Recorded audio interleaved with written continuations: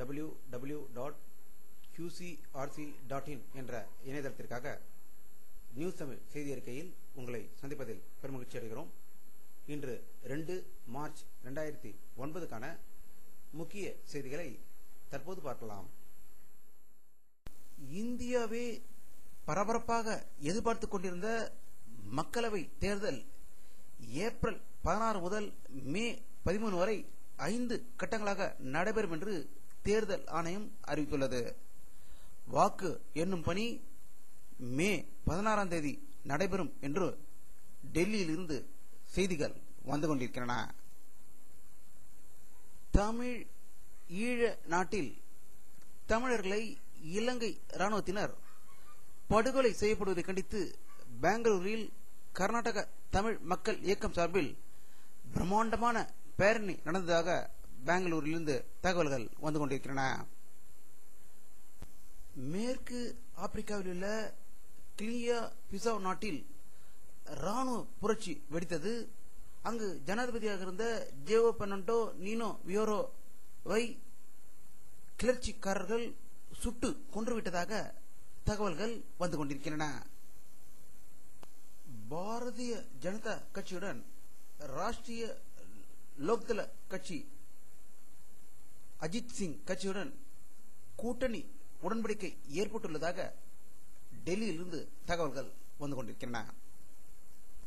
தமிழக முதல்வர் திரு கருணாநிதி அவர்களை காங்கிரஸ் கட்சி மேலிட பொறுப்பாளர் திரு குலாம் நபி ஆசாத் அவருடைய இல்லத்தில் சந்தித்து உடல் நலம் விசாரித்ததாகவும் அதன் பிறகு வெளியில் வந்து செய்தியாளர்களிடம் பேசுகையில் காங்கிரஸ் கட்சியில் விஜயகாந்த் சேருவாரா என்று கேட்டதற்கு அவர் எங்களுடைய கூட்டணியில் சேர விருப்பமுள்ள கட்சிகளை வரவேற்கிறோம் என்று கூறியதாக தகவல்கள் வந்து கொண்டிருக்கின்றன.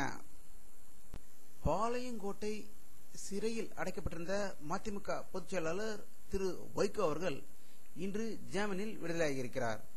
அவர் செய்தியாளர்களிடம் பேசுகையில் ஈழ தமிழர் பிரச்சனையில் இந்திய அரசாங்கத்தின் அனைத்து துரோகத்துக்கும் தமிழக முதலமைச்சர் கருணாநிதி கூட்டு பங்காளியாக உள்ளார் என்றும் இந்திரா காந்தி ஆட்சியில் கச்சத்தீவை பறிகொடுத்தார், தற்போது சோனியா ஆட்சியில் தமிழனின் உயிரை பறிகொடுத்துக் கொண்டிருக்கிறார் என்று செய்தி வெளியிட்டதாக தகவல்கள் வந்து கொண்டிருக்கின்றன.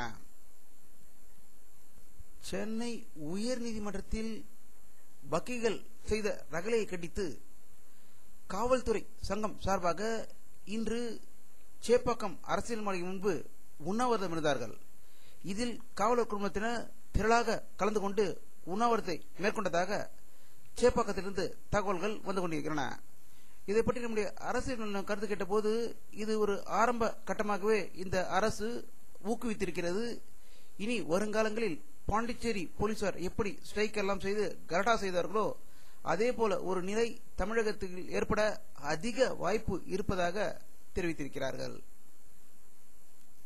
இந்திய இறையாண்மைக்கு எதிராக பேசியதாக கொளத்தூர் மணி அவர்கள் இன்று திடீரென்று கைது செய்யப்பட்டதாக மேட்டூரிலிருந்து தகவல்கள் வந்து கொண்டிருக்கின்றன. உயர் நீதிமன்ற வன்முறை சம்பவங்களை கண்டித்து தமிழக முழுவதும் வழக்கறிஞர்கள் நீதிமன்ற புறக்கணிப்பு உள்ளிட்ட போராட்டங்களை கடந்த 7 நாட்களாக தொடர்ந்து இன்றும் நடந்து கொண்டிருக்கிறது.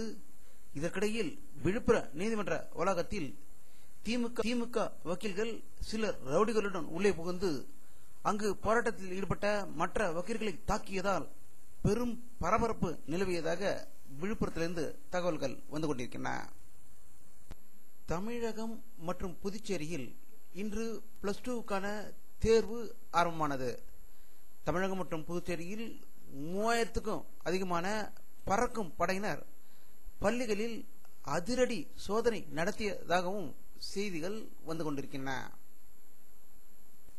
வானிலை அறிக்கை 2 மார்ச் 2009 பிற்பகல் 3 மணி எடுக்கப்பட்ட சேட்டலைட் புகைப்படத்தை தற்போது பார்த்துக் கொண்டிருக்கிறீர்கள்.